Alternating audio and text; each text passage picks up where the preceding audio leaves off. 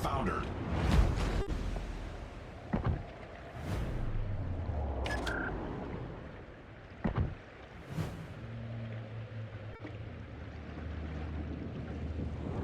Hey team, it's Ripper here. Hope you guys are doing fantastic today. Druid game coming at you live here. I hope you're doing well. Before we begin, like, subscribe, bell button below. On our way to 600 subscribers. Can't thank you guys enough. Smash that like button and comment on anything you like, dislike about sailing ships, shooting ships, and having a blast doing it as well. This is displaying the great old firepower of the Druid. It is a fun ship, powerful ship, but it requires a little bit of patience and skill to get it working right. So anyways, this is the alpha cap, where we are basically trying to spot for our team and help out our other player Elbing, but unfortunately Elbing got a little too close to radar, and obviously when you get close to radar, you are essentially spotted and you can't really do much. We lose 1 DD right off the bat. Again, it's something to think about. I've always talked about teamwork. I've always talked about you don't win games by capping first. You win games by surviving and working together, communicating, and ultimately who can outlast the other team. Because if everybody else is dead, you can go ahead and start capping, doing whatever, whatnot, and overwhelm the last guy on the team. Anyways, I digress. We are now focused and telling our alpha team here to move back towards B, regroup. There's nothing wrong with retreating, regrouping, and refocus firing on something else. Again, the name of the game is Focus Fire. So we're going to go ahead and focus fire on the GK. Now, the beautiful thing about the Druid, if you don't know what it is, it's a research bureau ship that only has, it's like a British Daring, essentially, but it's more or less British, 2 guns only in front, a shooting AP only to kind of destroyer. It does pack a little bit more HP. You notice we start off with 25,300. You can build it if you want to 28,000. If you want. I don't see the necessary reason for it. What's an extra 3,000 on a in a destroyer these days? But what I really build for is the not only rapid fire gun reload, more smokes, more heals, survivability, and the best you can for this destroyer, because it's going to take a lot of damage. Why? Because the game's playstyle for me in this ship is more like a mini Petra, where I essentially nose in and just use the rapid firing guns to wither down whatever's in front of me and use smoke screens and cover, doing that the whole time to maintain not only position, but also to provide some kind of firepower stance for my team. So right now we got the Sherman. Getting him out of the game would be very, very good, because he is a very rapid firing gunboat. And just look at what the AP shells can do. The improved AP shell angles on this thing are redonkulous. You notice that the Sherman's having trouble hitting me because I'm angled in, and sap shells still have a penetration level or a threshold. And look at this, boom, RIP, whammy kablammy, he's out of the gamey.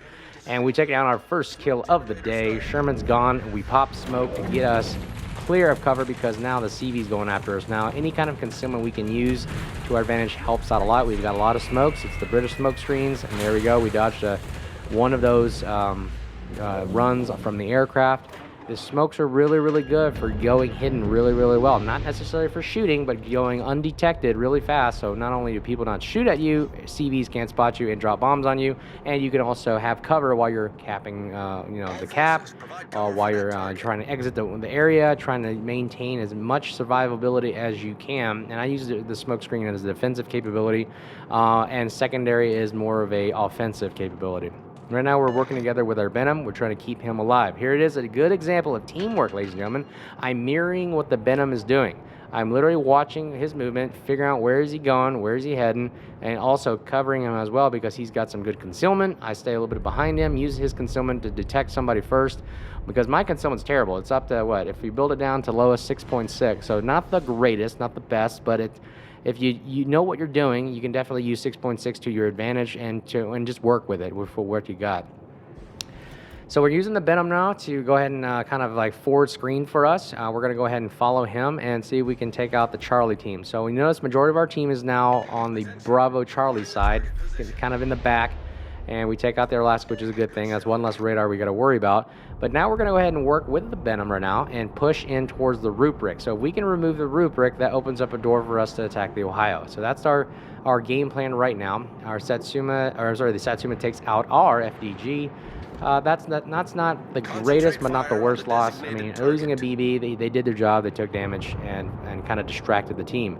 Here we go on the rubric. We got to also keep in mind he's got the secondaries from the Germans, so we got to just keep that in mind. We'll nose in, become a slim profile, minimize as much surface area as possible, and we're going to open fire and just watch these AP shells.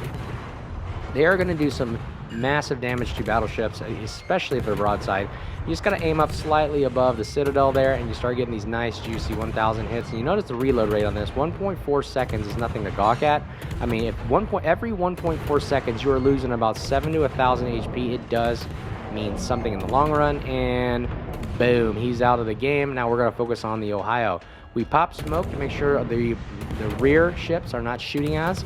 But then if we come out of the smoke, obviously we're going to get spotted by the Ohio, so we're going to do our best to hold. Or actually, we're just going to go ahead and push in. Look, 2,500 damage on a broadside Ohio.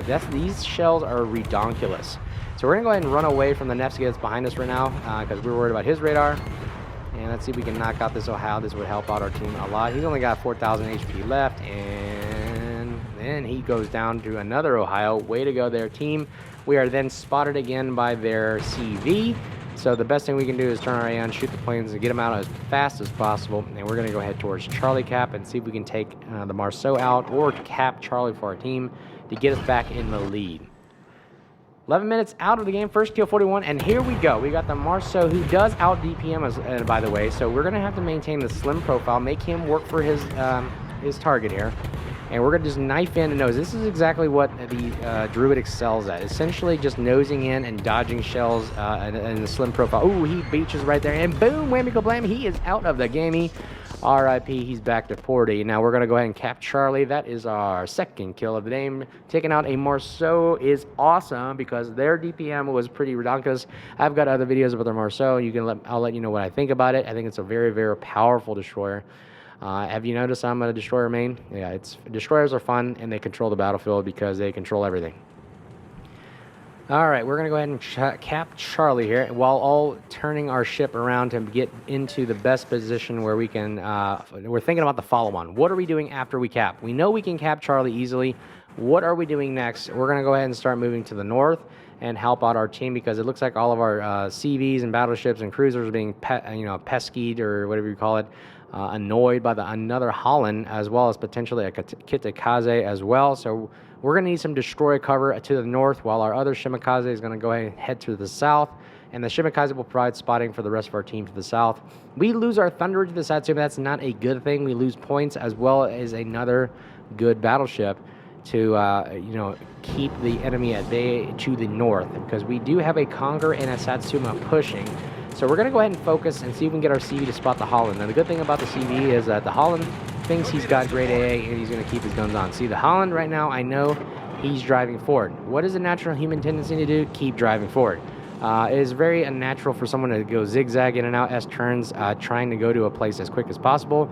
So looking at where the last position of the Holland is, I'm going to go and assume that he's going to keep trucking in a straight line towards our Meckelplane or United States. So I think what's going to happen here is the CV is going to go ahead and spot the Holland, trigger the AA, and reveal his position. Let's see if that happens. Yep, his AA goes on because he thinks he's the only one out there. He's saying, oh, nobody's out here but me. And little does he know, we're out here as well and shooting at a broadside destroyer. And look at these AP angles. The AP shells are awesome. They have a good flight time. It gets you kind of laser focused. And look at that, taking 1,600 damage off a destroyer. That is not damage he can afford to take, especially if we're just going to go ahead and push right into him. And he's probably going to get spotted in a minute here. Conqueror. Okay, his torpedoes are gone, so we know he just launched his rack, so we don't have to worry about that. We pop our hydro just in case to make sure we're not going to get surprise torpedoes. We'll continue driving towards the Holland, and there he is. He thought he could just be sneaky and go undetected. Unfortunately, boom, goes it down, and whammy kablam, he's out of the game, and we take the third kill of the day. Oh, we lose our Ohio, and next target will be the Conqueror. So the Conqueror now is a zombie ship in my mind. If you notice, his health can literally just reprint the ship. He can literally call out the wrecking crew and they come out, pull out steel, and just start rebuilding another ship on the side for some ungodly reason. Something really, really annoying, but I do like it when you are a Conqueror because you are literally a sponge that takes damage and literally will just reheal every single thing I just did to you for the past 10 minutes, or 5 minutes. So we notice we're taking a full broadside 1,000 damage. Now watch his health. It's just probably going to tick back up. So again, I got to keep the pressure on. I cannot sit here in the smoke and not do anything. We are down 300-something points. We only have 8 minutes left in the game. We are tied. They have 2 caps. I have to push spot and I got to take this guy out the game. I don't care what he has to do to me. I mean, he's got 12 guns that are scary, but you know what? It doesn't matter. We have to somehow get this game back in our favor. I'm going to go ahead and fire again. And notice the improved AP angles kind of on a battleship. It doesn't work too much on a battleship with the improved angles. You notice we're only getting 300 chip damage here and there. 1300 damage on the superstructure, so we're going to have to aim at superstructure majority of the time. But they do work well on cruisers and destroyers, as you noticed earlier. But we're going to go ahead and keep the fire on. Ooh, nice. Very nice. United States gives a good hit. And notice the counter is counting up. This is the zombie skill that I was talking about. He was just at 18,000, and all of a sudden he's building a ship again. And he's going back up to about, they're at 10,000 HP. Let's see if it stops. Okay, finally it stops ticking up. We're going to go ahead and keep firing and watch that health bar go down like an elevator. Yep, any kind of damage we can do will help out a lot. Now, you notice we are pushing out kind of far, and I don't want to do this because it draws me away from my team. We're down to 3 ships now.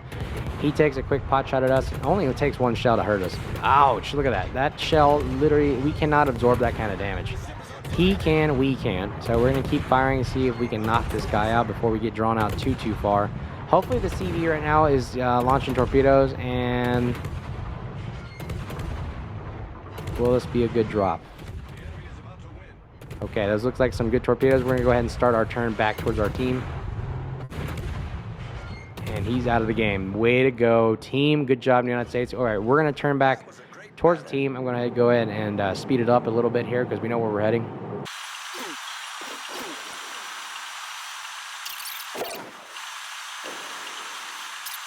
Okay, we're back here. Again, on our way to 60 subscribers. Thank you enough for the support and appreciate all the comments and likes and dislikes below. We're learning and having a great time doing it.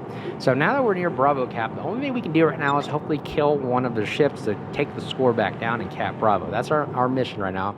Kitakazi comes up on the screen. Way to go, spotting CV. Now we're going to go ahead and take some long, desperate Hail Mary shots here. Can we land these? Look at those arcs. They're really good at aiming. So I like the Druid for that reason. Boom right there. Boom right there. Come on. A couple more shells. That's it. That's it. Boom. Whammy kablammy. RIPs back to 40. And now the game is in our favor. We have 2 ships left. Can we? Oh. That hurt a lot. We lost our United States, which that could have actually helped us out in the game because I think I could have taken on the Satsuma with the help of the CV. Unfortunately, it does not pan out that way. We just go ahead and we know we're going to lose, so we might as well just take some free shots here at the Satsuma, get some massive damage. He takes a couple shots at us. We can nose in and present a slim profile. Ouch, that hurts. Yep. But let's see if we can do as much damage as we can. Again, look at those shell angles and arcs and the speed of the guns, and we are doing some massive damage to him on his superstructure. And I didn't anticipate that hit. I don't know where that came from. Oh, that was a bomb run. So yeah, if we had not taken that bomb run, maybe we could have taken on the Satsuma. I've taken Yamato's on, and the Druid can hold its own against a battleship with the rate of fire that it has. But if you're getting pestered by a CV, yeah, it doesn't help at all. But anyway, guys, that's the game. Hope you enjoyed it. It was a fun game. Really hard carry. We tried to carry the team. Unfortunately, it just did not pan out. And we're about to take a full salvo right there, and that hurts, and that is the way the cookie crumbles. But hope you guys are doing well. Let me know, guys, what you think, and we'll see you guys next time. Be safe. Cheers.